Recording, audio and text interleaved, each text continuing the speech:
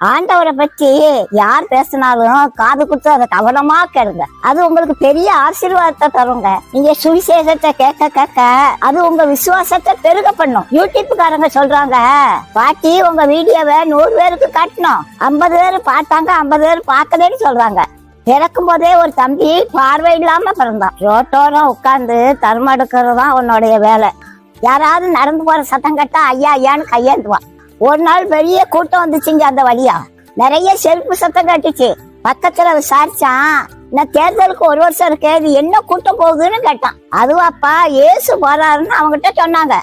உடனே எந்திரிச்சிட்டான். எந்திரிச்சு ஏசப்பா என் கண்ணை திறங்க, ஏசப்பா என் கண்ணை திறங்கன்ட்டு கத்துனான். ஏசப்பா அவனை கூட்டு வர சொல்லி கண் பார்வைய கொடுத்தாங்க. அந்த தம்பிக்கு இந்த கண் தாங்க தெரியல, மனக்கண் தெளிவா இருந்ததுங்க. அந்த பார்வை பெற்ற தம்பி ஏற்கனவே இயேசு பத்தி நிறைய கேள்விப்பட்டிருக்கான்.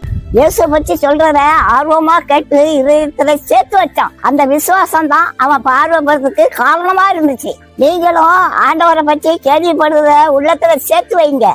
உங்களுக்கு பிரச்சனை வரும்போது அந்த விசுவாசம் பெரிய அற்புதம் செய்யுங்க. தேவையில்லாதெல்லாம் செல்போன்ல பாக்காதீங்க.